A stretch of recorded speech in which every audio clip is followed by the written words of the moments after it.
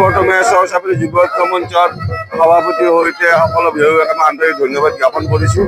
ইমান পিছপৰা অঞ্চল এটাত ইমান জাক জমকতাৰে তেওঁলোকে এই বাৰ্ষিক অধিৱেশন আয়োজন কৰিছে আৰু তেওঁলোকক মই এটা কথাই আহ্বান জনাম, অকল বাৰ্ষিক অধিৱেশনখন বুলিয়েই নহয়, এই অঞ্চলটো যিহেতু নৈপৰীয়া অঞ্চল, বিভিন্ন সমস্যাৰে জৰ্জিত অঞ্চল, আগন্তুক দিনবিলাকে যাতে তেওঁলোকৰ সকলো বিভাগীয় যাতে এই অঞ্চলৰ আমাৰ উদীয়মান যুৱকসকলক লগত লৈ আমাৰ এই অঞ্চলটো কেনেকৈ আগবঢ়াই নিব পাৰি, এই অঞ্চলটো আগন্তুক দিনবিলাকত যাতে আমি অসমৰ এটা উজ্জ্বল অঞ্চল হিচাপে গঢ় দিব পাৰোঁ, তাৰ কাৰণে মই তেওঁলোকক আহ্বান জনাইছোঁ। মই যথেষ্টখিনি সঁহাৰি পাইছোঁ। যদি হাইকমাণ্ডে যদি তেনেকুৱা এটা ডিচিশ্যন লয়, তেতিয়াহ'লে মই মানি ল'ম আৰু এই অঞ্চলটোৰ উন্নয়নৰ ক্ষেত্ৰত মই আগবাঢ়ি ল'ম। মইতো 100% মই আশাবাদী আৰু মই ৰাইজৰ পৰা যথেষ্টখিনি সঁহাৰিও পাইছোঁ। আজি প্ৰায় 2 বছৰৰ পৰা মই এই অঞ্চলটোৰ বিভিন্ন ঠাইত মই ঘূৰিছোঁ আৰু ৰাইজৰ পৰা মই সঁহাৰিও পাইছোঁ আৰু ৰাইজৰ পৰা মই আগন্তুক দিনবিলাকতো মই দোৱা আৰু আশীৰ্বাদ বিচাৰি আছোঁ যাতে এই অঞ্চলটোক যাতে মই আগবঢ়াই নিয়াৰ ক্ষেত্ৰত মই আগবাঢ়ি লৈ থাকিব পাৰোঁ।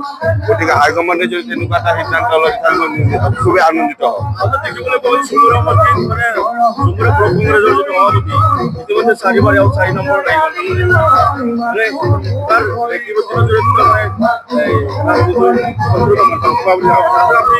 কিমানখিনি আশাবাদী হ'ব যে এবাৰ এইটো আমাৰ APCCৰ পৰা আৰু AICCৰ পৰা নিয়োগ কৰা হয় আৰু AICC আৰু আপোনাৰ APCC যাকে নিয়োগ কৰে আমি তেওঁকে মানি লোৱাৰ কাৰণে আমি বাধ্য।